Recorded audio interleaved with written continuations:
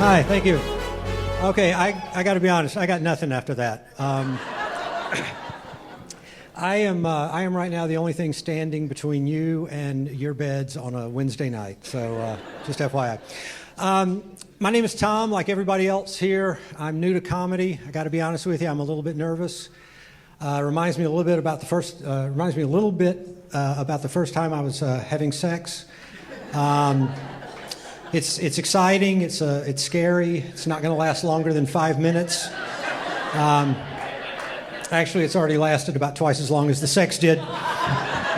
But the comedy class we took was really good, and not least because of Tammy's pole dancing demonstrations. But we learned some really good stuff. One of the things we learned is that there are certain words that are funnier than others, and you want to use those in your comedy. And words that have hard consonant sounds in them tend to be very funny. So there's a lake in the Andes Mountains in South America called Lake Titicaca. And thank you, I appreciate you got that. So it's a funny word. So if you're going to write a joke about a lake, instead of writing it about Lake Lanier, you would write it about Lake Titicaca because it's just funnier. There's another example. There's a particular sex act that single men get on a somewhat regular basis, and married men get it sometimes when it's their birthday. And if you were going to write a joke about that, you might call it oral, but it would be funnier to call it a blowjob because blowjob has hard consonant sounds in it, and therefore it's funnier. And that's why whenever I want to make my wife chuckle, I ask for oral, and when I want to make her laugh hysterically, I ask for a blowjob.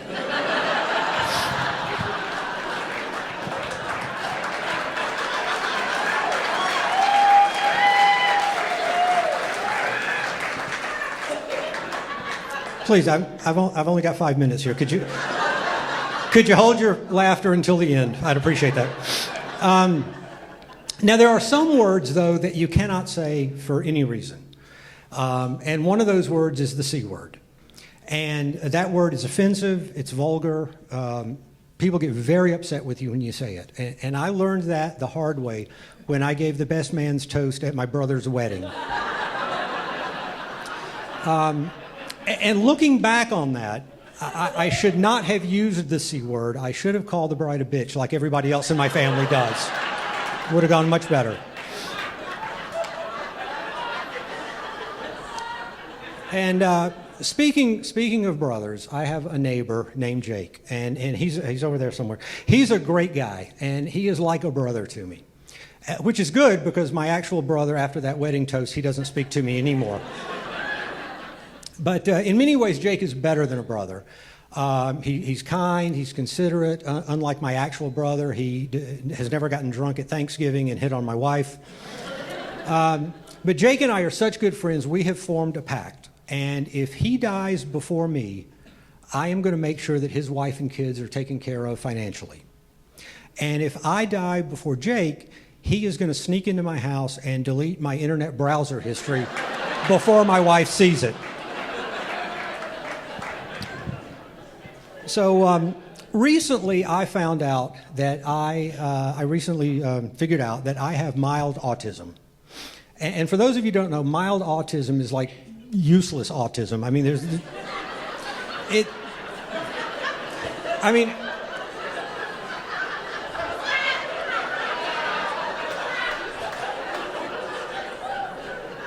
at least Rain Man could go to a casino and count cards and make some money. All I can do is make people feel uncomfortable sometimes.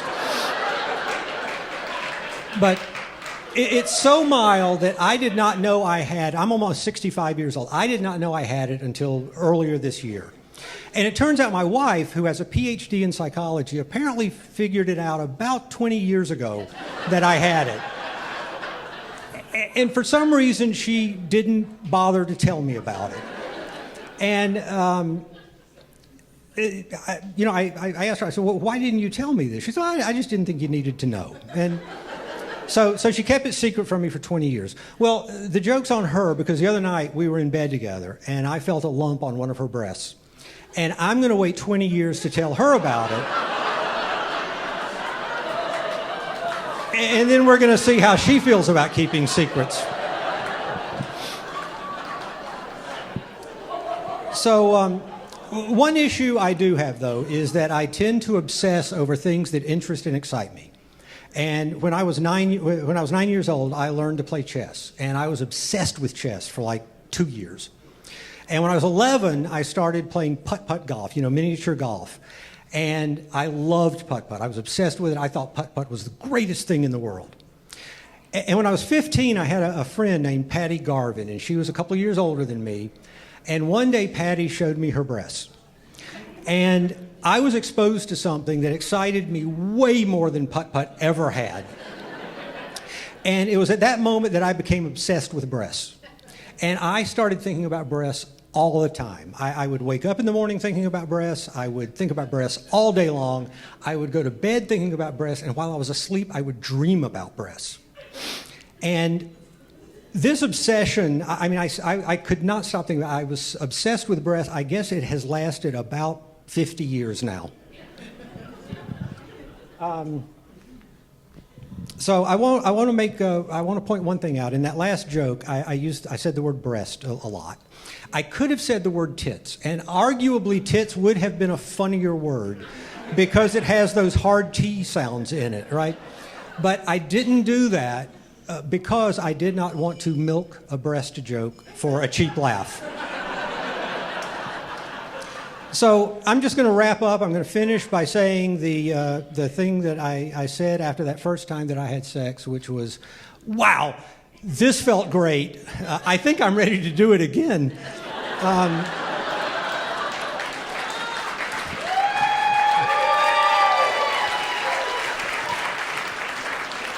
And I'm never going to top that round of applause, so I'm just going to quit now. Thank you very much. We're going to bring Yoshi back.